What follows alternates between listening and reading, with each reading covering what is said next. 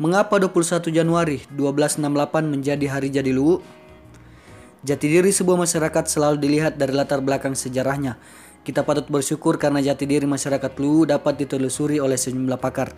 Penelusuran paling monumental adalah penetapan hari jadi Luwu. Angka 1268 didapat dan 21 Januari ditetapkan melalui Peraturan Daerah Kabupaten Dati 2 Luwu Nomor 17 Tahun 1994 tentang penetapan hari jadi Luwu. Dokumen Perda inilah yang mendasari perayaan Hari Jadi Luwu tiap tahunnya kita gelar. Adalah Ikatan Profesi Dosen Kerukunan Keluarga Luwu yang menginisiasi penelusuran kejadian Luwu ini. Atas direktif Bupati HM Yunus Bandu saat itu, maka Ketua Umum IPD KKL kala itu, Prof. A.S. Ahmad, mulai mengumpulkan informasi dan data faktual yang dapat dijadikan rujukan menurut prinsip-prinsip ilmu sejarah. Walaupun disadari hal itu tentu sangat terbatas keberadaannya. IPD KKL juga melakukan konsultasi dengan pihak-pihak yang dianggap berkompeten. Temuan awal kemudian didiskusikan dalam sebuah forum pada tanggal 29 Mei 1994 di restoran Pualam Ujung Pandang. Di forum awal tersebut hadir beberapa pakar sejarah dan budayawan, sesepuh dan tokoh masyarakat Tanah Luwu. Pasca forum diskusi tersebut, kajian mengenai Hari Jadi Luwu ini kemudian menemukan prinsip-prinsip dasar sebagai berikut. 1. Tahun hari jadi pemerintahan di Luwu adalah masa pemerintahan Simpurusiang. Justifikasinya adalah hampir seluruh catatan sejarah yang absah mengungkapkan bahwa kerajaan Luwu pada masa itu menurut konsepsi politik modern telah memiliki wilayah yang nyata, rakyat yang konkret, pemerintahan yang berdaulat dan adanya hubungan dengan dunia luar yang lain yang mapan. Yang kedua, bulan. Hari jadi mengacu pada bulan terjadinya suatu peristiwa besar dan penting di masa yang lalu dan amat mempengaruhi pandangan hidup rakyatnya, bersifat populis dan mempersatukan serta mengandung motivasi yang kuat bagi masyarakat membangun daerahnya. 3. Tanggal hari jadi merujuk pada tanggal peristiwa yang dipandang paling bersejarah, membangkitkan rasa kebanggaan bagi semua dan diterima oleh segala lapisan masyarakat atau semua orang Luwu.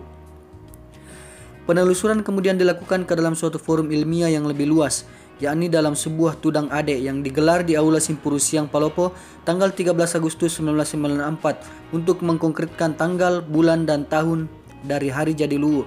Dalam tudang ade itu dihadirkan beberapa pemakalah antara lain Prof. Mr. Dr. Haji Andi Zainal Abidin, mantan Rektor Universitas 45 Ujung Pandang, Profesor Dr. Haji A. Matulada, Guru Besar Antropologi Universitas Hasanuddin, Profesor Dr. Abu Hamid, Guru Besar Antropologi Unhas, Dr. Randus Hade Mangemba, Pakar Budaya Fakultas Sastra Unhas, Dr. Edward L.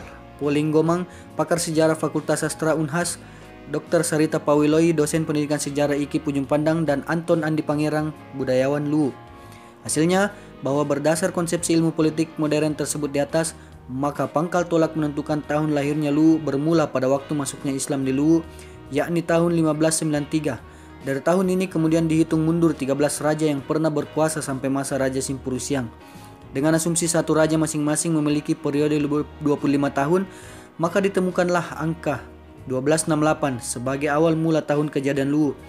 Angka 21 Januari kemudian dipilih sebagai tanggal dan bulan jadi Luwu karena mengacu pada tanggal dan bulan yang bernilai sejarah dalam mempertahankan proklamasi kemerdekaan Republik Indonesia.